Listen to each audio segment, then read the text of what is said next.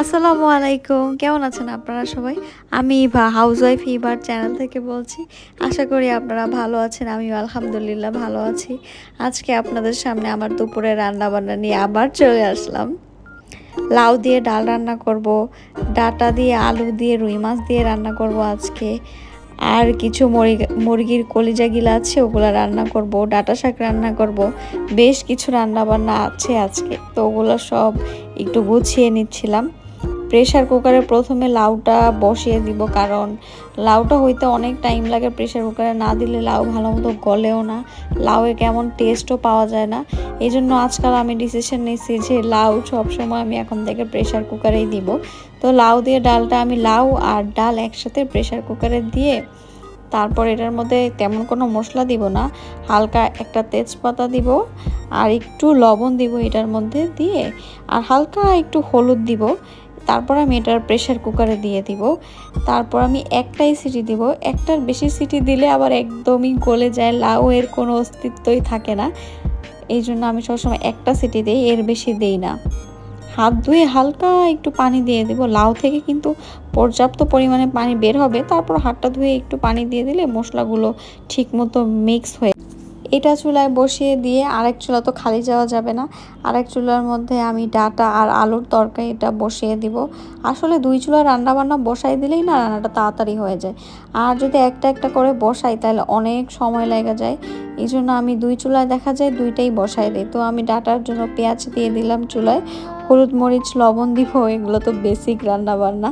আমি জানি হয়তো আপনারা সবাই আমার চেয়ে আরও অনেক ভালো পারেন, আমি শুধু আমারটা দেখাচ্ছি, ভুল ত্রুটি হলে আমাকে ধরিয়ে দিবেন, সমস্যা নাই।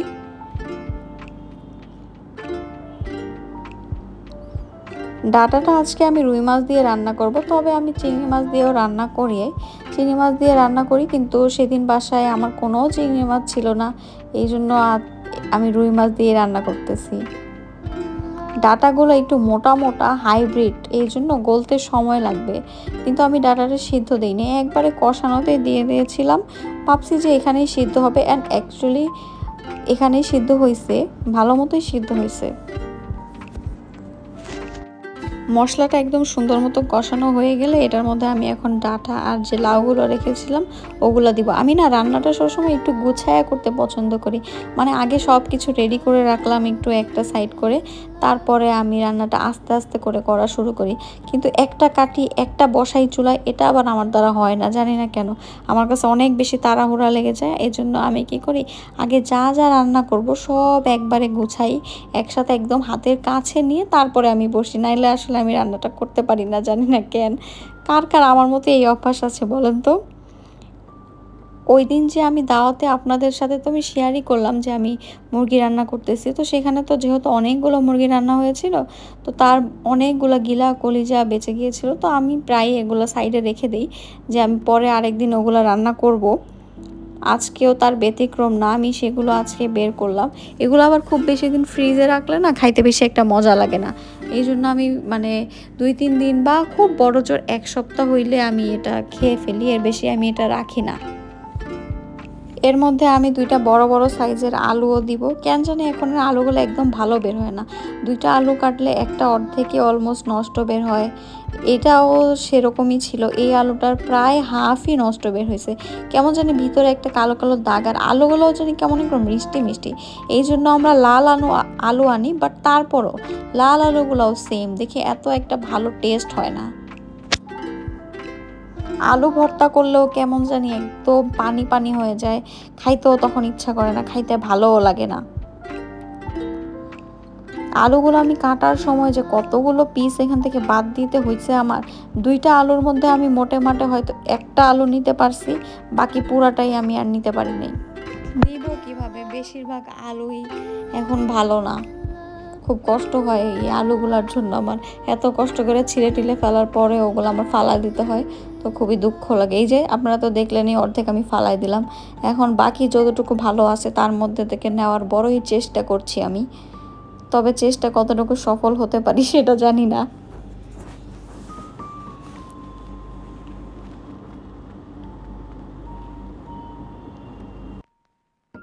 এবার আমি এগুলোকে খুব ভালো মতো ধুয়ে সাইডে রেখে দিব। চুলা খালি হলে এটা বসাবো। চুলা এখনও বন্ধ। এক চুলায় প্রেসার কুকার আর এক চুলায় ডাটার তরকারি।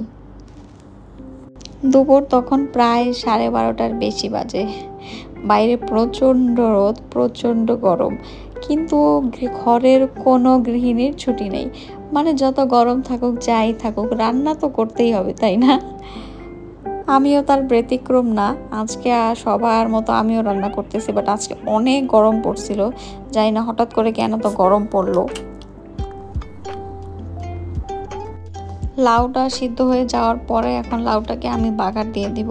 হালকা একটু পেঁয়াজ দিলাম, হালকা একটু মরিচের গুঁড়া দিব। এরপর যে প্রেসার কুকারে আমি লাউটা সিদ্ধ করে রাখছিলাম, আমি সবসময় একটাই সিটি দিই, ওই লাউগুলো এটার মধ্যে এখন আমি ঢেলে দিব।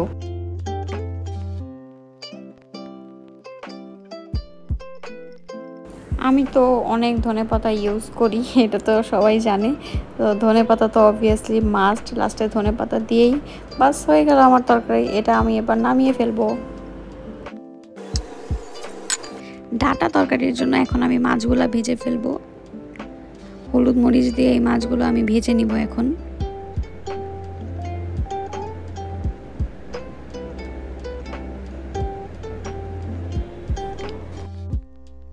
তরকারিটা এবার আমি একটু নেড়ে চেড়ে ঝোল দিয়ে দিলাম। ঝোলে বলক আসলে তারপর আমি মাছগুলো একে একে এটার মধ্যে দিয়ে দিব।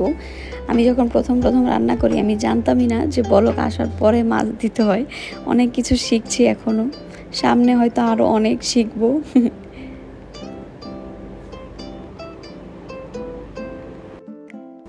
ওই তরকারিটা হয়ে গেলে এবার আমি নামিয়ে রাখবো। মুরগির গিলা কলিজা রান্না করার জন্য চুলায় তেলের মধ্যে এলাচ, দারচিনি, তেজপাতা, কিছু পেঁয়াজ বাটা দিব। হলুদ, মরিচ, ধনে, জিরে সকল মশলা দিয়ে এটাকে খুব ভালো মতো কষিয়ে নিব।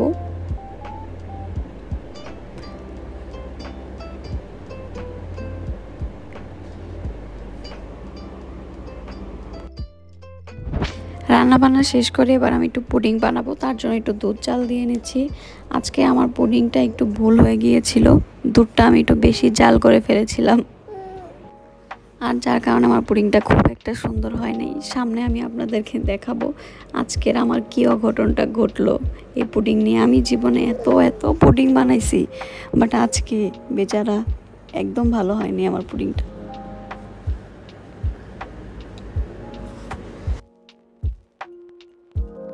আজকে আবারও একটা জিনিস শিখলাম যে আমি যদি কখনো কোনো জিনিস যতই ভালো পারি না কেন, কিন্তু তারপরও না টেকিং ফর গ্রান্টেড না উচিত না, যে না এটা তো আমি কতবার বানিয়েছে হয়ে যাবে, এই জিনিসটা ভাবা উচিত না।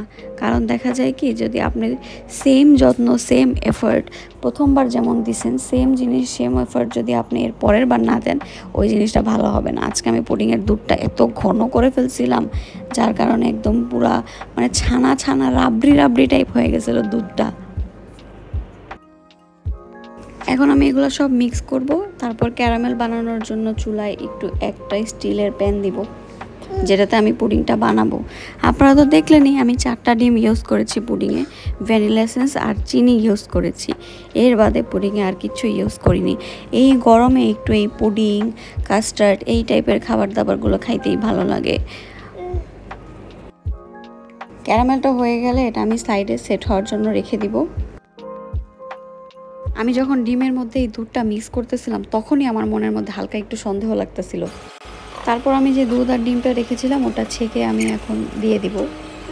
এরপরে ওভেনে হিট করছি, তো ফ্রিজে রাখছিলাম। এখন ভাবলাম যে ফ্রিজ থেকে বের করে একটুখানি চেষ্টা করি বের করার।